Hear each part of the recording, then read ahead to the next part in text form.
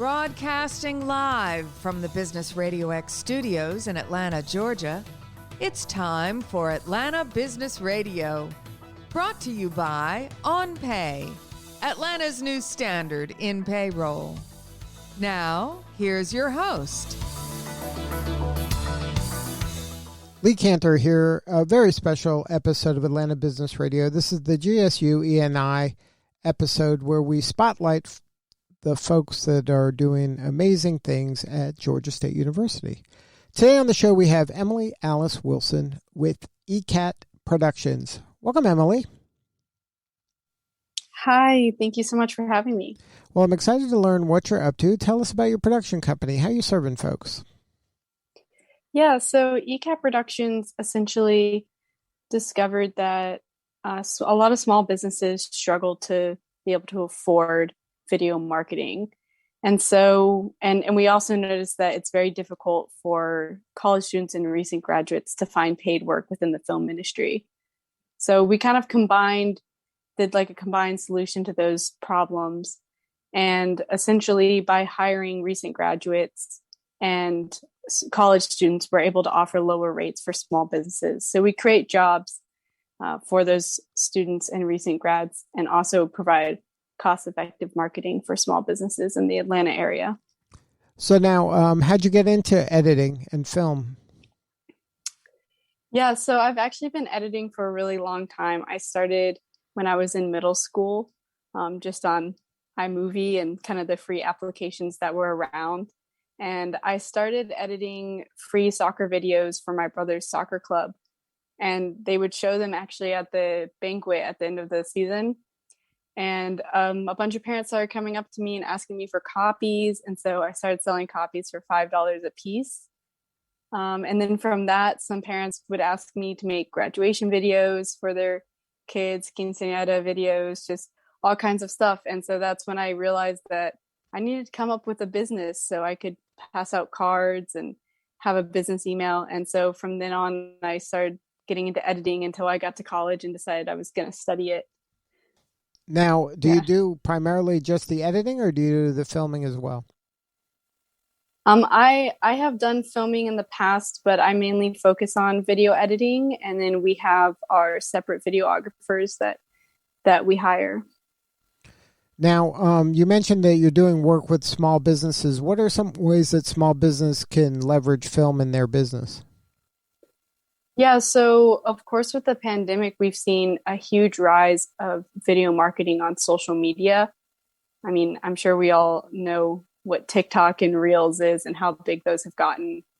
And so a big thing we focus on is social media and just making sure businesses have more than just pictures and stills on their sites and making sure they have video, which tends to grab people's attention more.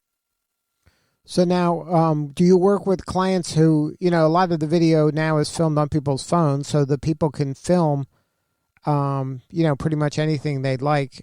Do you help, take kind of that raw footage and then make it into a kind of more polished video?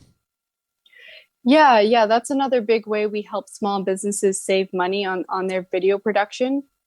And we give lots of tips and feedback for how small businesses can actually film media themselves. And then we've gotten really good at kind of repurposing video and media that they may already have that they shot themselves, or maybe it was from a previous shoot, or we can teach them how to shoot the media themselves and repurpose that for them.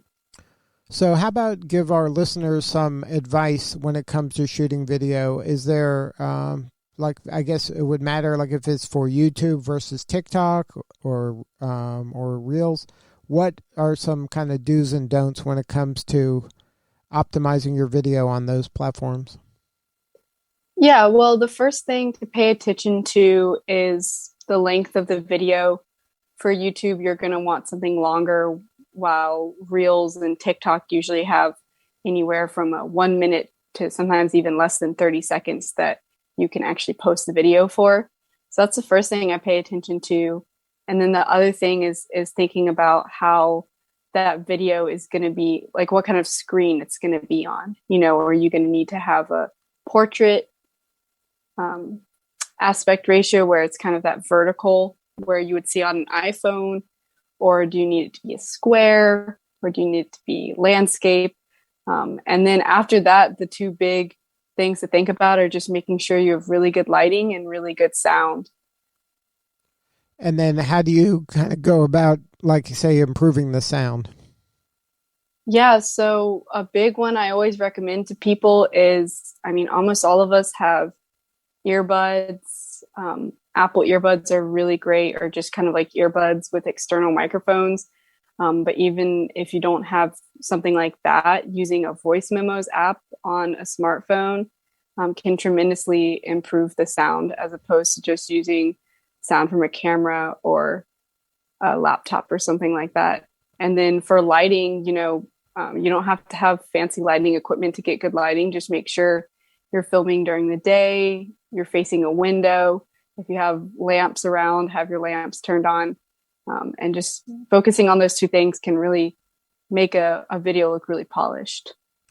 So now, what is, from a content standpoint, what is kind of good content that a business owner should be thinking about producing, just to have maybe on their website or in social media, just as kind of a way to educate folks about what they got going on?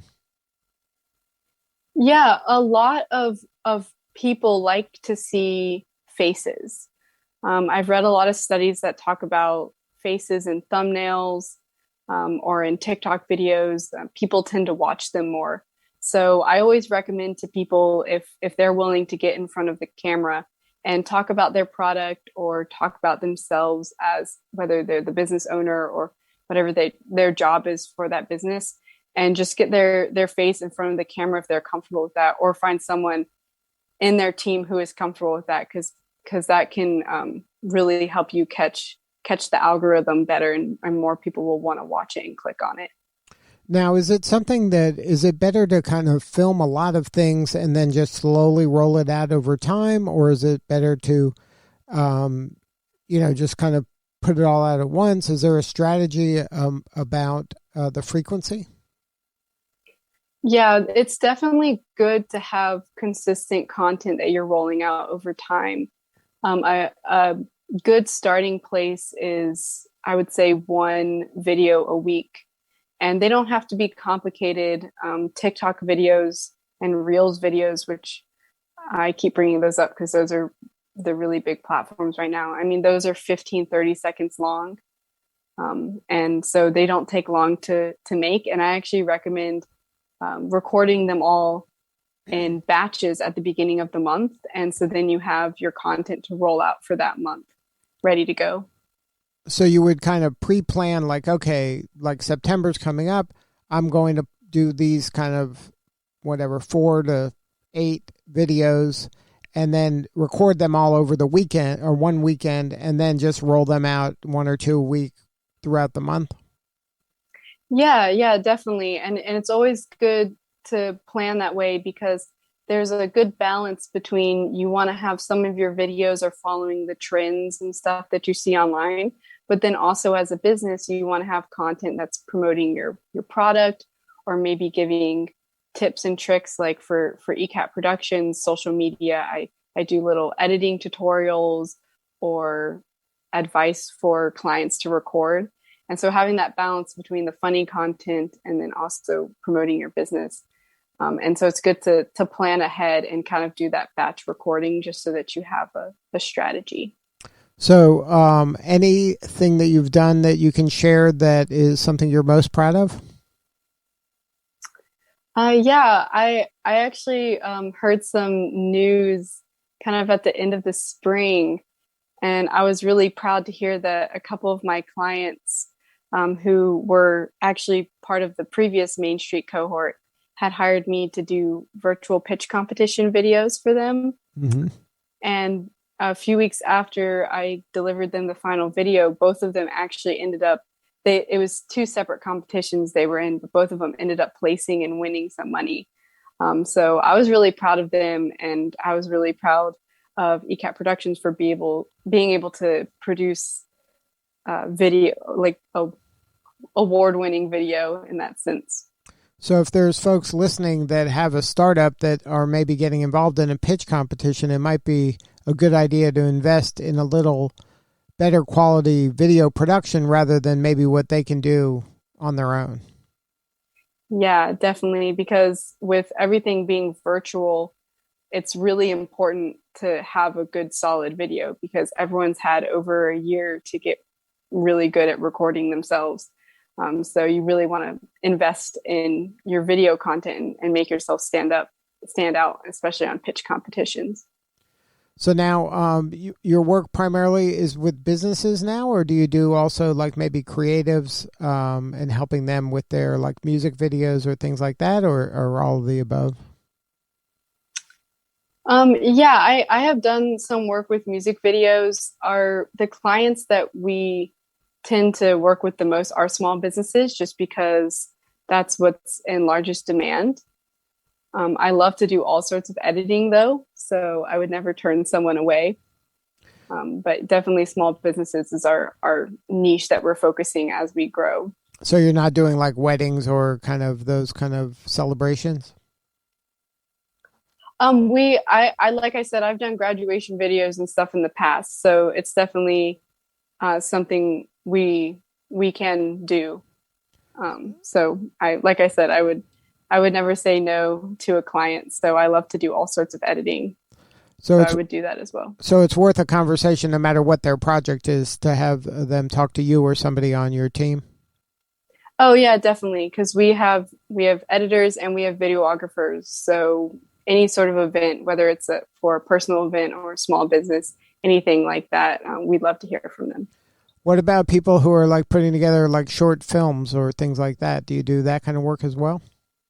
Yeah, I have done short film work before. I have worked as an editor. I've also done first AD work and producing work.